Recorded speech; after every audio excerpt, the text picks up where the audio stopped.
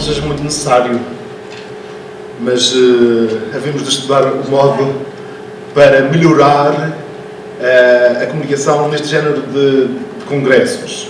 Mas, em primeiro lugar, eu gostaria de saudar a mesa, na pessoa do presidente desta mesa, o professor Paulo Assunção, juntamente com os colegas que estão na mesa, que será uma honra estar a debater estas temáticas da educação com este grupo de especialistas.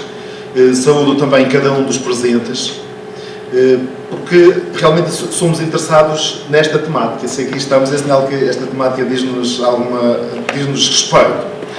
E, ao mesmo tempo, gostaria de felicitar a organização do Congresso por ter promovido e realizado um evento deste nível, em que conseguimos unir reflexão científica, reflexão prática, reflexão teológica, reflexão sociológica, reflexão literária e também reflexão educativa. Chegou o momento de pensarmos mesmo esta questão da utopia da educação.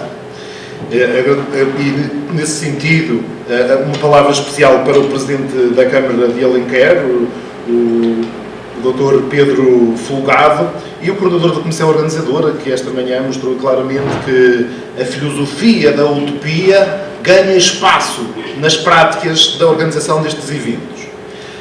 Quando nós falamos em educação e em escola, estamos a referir-nos ao espaço, ao tempo, onde experimentamos exatamente os valores subjacentes à força vivificante do Espírito Santo. E por isso mesmo, quando nós falamos de educação, quando falamos da utopia da educação, estamos a falar sobre o próprio movimento que se faz no mundo para que aconteça aquilo que é o essencial do Espírito Santo, que é esta condução para um espírito de solidariedade, de universalidade, chamemos de fraternidade. E vou situar a minha apresentação no âmbito das ciências da educação, naturalmente, que é a área em que eu me movo, pensando sobretudo numa perspectiva de filosofia da educação. Dentro da filosofia da educação, privilegio essencialmente a perspectiva do humanismo pedagógico e depois para entrarmos muito no personalismo pedagógico. Dentro do personalismo, temos que ver que, no fundo, referimos-nos a uma visão da educação em que se privilegia a pessoa e o valor dela mesma. O Paulo Ricoeur, em 1983, tem uma expressão específica sobre isto, ao afirmar: morre o personalismo, mas retorna a pessoa. Ou seja, a pessoa é a presença constante ao longo da história da educação, da realização da utopia subjacente à própria educação. Dentro desta abordagem, vamos entrar nesta questão da utopia. Mas o que é isto da utopia da educação? A educação como utopia tem a ver com o quê? Tem a ver essencialmente com aquele quadro antropológico humanista que Tomás Moro apresenta na utopia, e este quadro que, no fundo, é a expressão da ânsia humana, do desejo humano, do projeto humano que toda a pessoa transporta dentro de si e que vai realizando como um desígnio, como um projeto que se vai revelando progressivamente. No fundo, quando nós falamos em educação, estamos a falar das finalidades da educação, mas estamos a falar essencialmente desta concepção antropológica e pedagógica, e precisamos muito desta concepção para termos clareza, lucidez relativamente às finalidades da educação. Antes de falarmos em objetivos de educação, antes de falarmos em competências a desenvolver, de metas curriculares, precisamos de clarificar o essencial da educação. E é conforme os quadros antropológicos que temos... Este caso ali precisa de um posto para isto. Quando eu vi as outras... Existe aqui um conjunto de utopias da educação. Vamos depois passar pelas diferentes utopias da educação que se revelam ao longo da história da educação. As utopias da educação. Vamos fazer um percurso muito simples, em 4 etapas, mas assim, com 3 aqui pelo meio, essencialmente a educação como utopia, as utopias da educação e as propostas de uma utopia educativa, para terminarmos com a perspectiva do desenvolvimento integral como utopia final. No contexto atual, muitas utopias têm morrido. Ou seja, após os anos 60, após o maio de 68 e após todo o aspecto em que se desenvolveram as grandes utopias, no início deste século começaram a morrer as utopias e a morte de muitas utopias fazem correr graves riscos. E quais são os riscos que estamos a correr do ponto de vista da educação? Do ponto de vista da educação, temos graves riscos que têm a ver essencialmente, antes de mais, com o cientificismo. Este cientificismo faz com que muitas vezes pense que a única verdade é a científica e queremos fazer da pessoa, antes de mais, é um pouco a utopia de tornar todos cientistas. O tecnicismo também é um dos riscos, por falta da utopia. Queremos fazer que todos funcionem do ponto de vista tecnológico, do ponto de vista técnico. Um outro risco é o formalismo na educação, o recorrer simplesmente às formas e à parte administrativa da própria educação. Um outro risco é instruir mais do que educar. Instruir, transmitir, mais do que propriamente levar a pessoa a desenvolver um conjunto de competências que ajudem efetivamente a ser bem-sucedido na vida pessoal, social e profissional. Recentemente, na semana passada, a Fundação Manuel Leão, e sob a coordenação do professor Joaquim Azevedo, apresentou um inquérito que foi feito a nível nacional, neste caso dos 1910 professores, em que faziam-se várias perguntas e as conclusões a que se chega através deste inquérito são a expressão daquilo que nós verificamos nas nossas escolas. Não sei se no Brasil será a mesma realidade, não sei se aqui em Alenquer, concretamente, sentem isso também. De qualquer modo, é um pouco este é um espelho da educação um pouquinho a nível nacional. E se quiséssemos resumir a essência de todo os resultados empíricos deste questionário, a grande informação que temos é que cerca de, portanto, 1/3 dos professores está muito insatisfeito com a sua profissão. Se tivessem possibilidade de sair, saíam já neste momento. E esta percentagem, ou seja, em cada 3 professores, significa que um está insatisfeito. Isto diz muito da nossa realidade educativa. Muito, porquê? Porque possivelmente perdeu-se a utopia da educação. Perdeu-se a utopia que vai gerar a esperança em relação ao futuro. E estes dados, sem pretender aprofundá-los aqui, mas deixo-os simplesmente como perspectiva de reflexão, para apresentar que, no fundo, o que nos está a fazer falta é, efetivamente, uma utopia educativa. Depois, já agora, porque depois poderei não ter tempo para apresentar a conclusão, por isso eu apresento-a já e depois poderei terminar mais facilmente. Eu gostaria de chegar à conclusão de que, afinal, há uma necessidade vital. Há uma necessidade vital que é termos, efetivamente, utopias. Sem utopias não pode haver vida educativa. Esta questão das utopias, além de ser uma necessidade vital, estas utopias devem constituir uma estratégia educativa. Estamos a falar de uma estratégia. Se queremos uma educação com futuro, a estratégia educativa passa por incutirmos um conjunto de utopias que levem a atuar segundo este modelo antropológico. E ainda, em terceiro lugar, vamos chegar à conclusão que, afinal, a falta das utopias está a fazer com que precisemos de assumir como prioridade a utopia pedagógica, ao ponto de esta utopia pedagógica dever constituir uma opção, uma prioridade sociopolítica. Só quando esta utopia pedagógica constituir prioridade do ponto de vista social e do ponto de vista político, é que poderemos resolver muitos destes problemas que inquéritos como estes e do género apresentam sobre a insatisfação. Mas entremos especificamente sobre a educação como utopia e para nós analisarmos esta viagem pela utopia na educação, poderíamos ir desde a antiguidade até ao presente e às tendências de futuro. Desde a concepção do homem grego, apresentado na paideia, ou seja, o homem virtuoso, e até ao desenvolvimento integral, que é um outro tipo de linguagem que utilizamos na atualidade, mas que é sempre a expressão da mesma realidade. Ou seja, toda a história da educação aponta para um determinado ideal que é sempre utópico, que nunca é totalmente realizado, que tem a ver com uma determinada visão da pessoa. Já Platão situava-se numa visão antropológica que vai ter influência concretamente em Tomás More. Ao afirmar, por exemplo, nesta afirmação, temos esta visão específica de Platão: não existe no regimento da cidade nenhuma ocupação que seja própria da mulher enquanto tal, nem do varão como varão, mas sim que os dotes naturais estão disseminados indistintamente nos e noutros seres, de modo que a mulher tem acesso pela sua natureza a todos os labores e o homem também. Temos aqui já a visão propriamente da República. Então, houve possivelmente, durante alguns anos, a República esteve muito escondida para fazermos esta separação. Mas Aristóteles também não estava muito longe desta abordagem,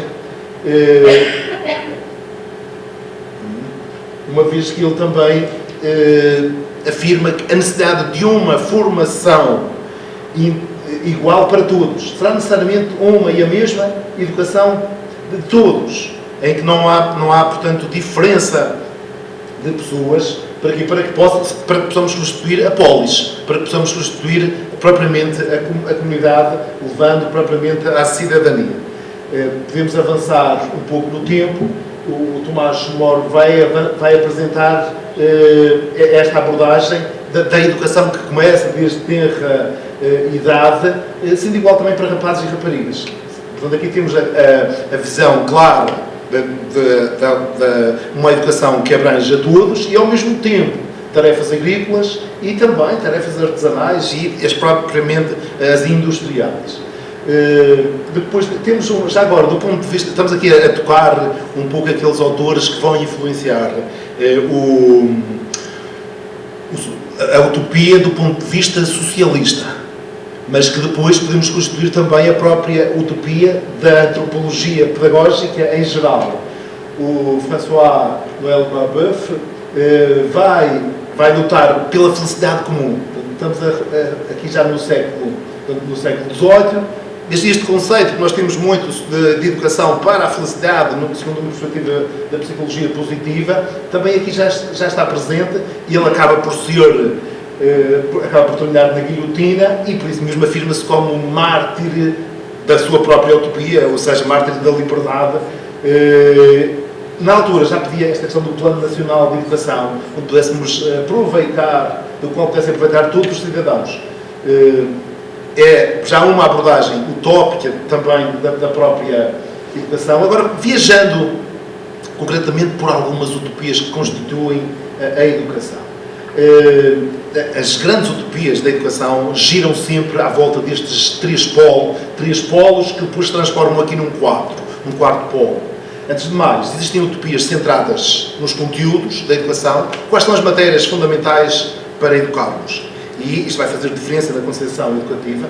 Qual é a visão sobre a presença da sociedade na educação? Aqui vai haver alguns que vão optar mais pela presença da sociedade, por exemplo, o Durkheim vai optar claramente pela força da própria sociedade, e outros não, outros vão acentuar mais o aspecto do sujeito. Outros vão optar por interligar estes três pontos, que vai dar origem aqui a esta quarta abordagem, em que temos estas interações.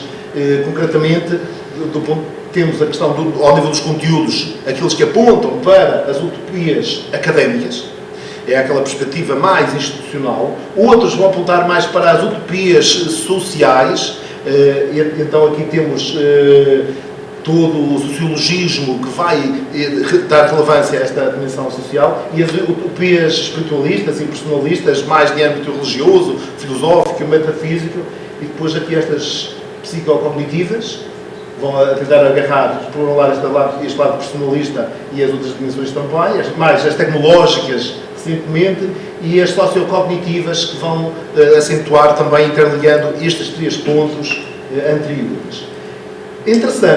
Interessante passarmos assim rapidamente a história da educação em 5 minutos. Desde a pedagogia, desde Loyola. Vou apresentar simplesmente 20 passos desta história. Poderíamos colocar muitos outros passos. Estou-me a lembrar, por exemplo, São Bento, que vai formar o modo de pensar da Europa através do Ora et Labora, vai ter grande influência como utopia, mas podemos pensar na Ratio Studiorum dos jesuítas, podemos pensar nos padres das escolas cristãs, que já no século XVII estavam a apostar numa lógica de quê? De educar turmas grandes. Se até ali a educação era muito individual, eles começam a ter turmas de 100 alunos. E esta foi a grande revolução da altura. Depois temos Jean-Jacques Rousseau, que vai marcar a educação, sobretudo com a obra Emile, uma educação pela negativa, apostando no bom selvagem. Depois o romantismo pedagógico de Pestalozzi, outra utopia. João Bosco, através da pedagogia preventiva, vai marcar também o mundo. Podemos pensar no Emile Durkheim com uma abordagem mais sociologista. O John Dewey vai apresentar um modelo progressista, pragmático. Maria Montessori com uma pedagogia mais científica, uma referência a Martin Buber com a pedagogia do encontro, a pedagogia dialógica. Makarenko, no contexto da União Soviética, a escola como coletividade. Depois o Celestin Freinet, que vai ser mais tocado aqui pela nossa colega, a doutora Rita, que vai dar início à escola moderna. Depois o Jean Piaget, que vai influenciar determinantemente através da epistemologia genética. O Mortimer Adler, com uma proposta da paideia para recuperar aquela que referia logo no início do homem grego. O Carl Rogers revoluciona também a própria educação com a utopia da abordagem centrada na pessoa. O Emmanuel Mounier com o personalismo, portanto uma outra abordagem que tem a ver com tudo. O Benjamin Bloom marca a educação simplesmente desenvolvendo uma coisa muito prática, uma taxonomia dos objetivos educacionais, que permanece também como uma utopia a ser atingida. Bronner com a aprendizagem pela descoberta, o Oswald com a aprendizagem significativa, o Paulo Freire também será aqui desenvolvido, já estamos curiosos para ouvir o professor Celso, com a pedagogia do oprimido, a pedagogia da esperança, a pedagogia da autonomia, e só mais uma referência, o do Ivan Illich, com a teoria da desescolarização, uma abordagem interessantíssima que apresenta uma ou outra utopia. Agora, dentro das propostas de uma utopia educativa, apresento aqui uma delas. A proposta que eu gostaria de apresentar é, por exemplo, Brincadores de Sonhos, que é uma opção por uma utopia. Dentro dos Brincadores de Sonhos, o que é que se propõe? Sem pretender desenvolver, o que se pretende, através deste programa, é essencialmente levar as crianças a desenvolverem no primeiro ciclo, entre os 6 e os 12 anos, no primeiro e segundo ciclos, um conjunto de competências pessoais, sociais e profissionais transversais na lógica das soft skills. As crianças entram no castelo mágico para aprofundarem o seu autoconhecimento, depois passam para a sala dos espelhos, onde trabalham a autoestima, depois avançam para o terraço da felicidade, vão terminar depois na janela do agir, em que este programa empreendedor leva as crianças para o exterior. No fundo, e concluindo, o que é que nos resta dizer sobre todo este utopismo pedagógico ao longo da história? No fundo, a proposta que eu coloco é essencialmente esta necessidade de olharmos para a pessoa na sua totalidade. A antropologia pedagógica o que nos apresenta é essencialmente algumas dimensões que por vezes estão esquecidas. Ou seja, as utopias tornam-se arriscadas, tornam-se perigosas, quando se excluem alguns destes elementos. Neste caso, esta visão antropológica aponta para a necessidade de, na educação, unirmos a vontade, a liberdade e o amor da pessoa, mas ao mesmo tempo unirmos a sua dimensão social e política, a dimensão da linguagem, a dimensão da cultura, do conhecimento, do trabalho e da técnica, do jogo e do divertimento, da vida humana, da espiritualidade e da religião.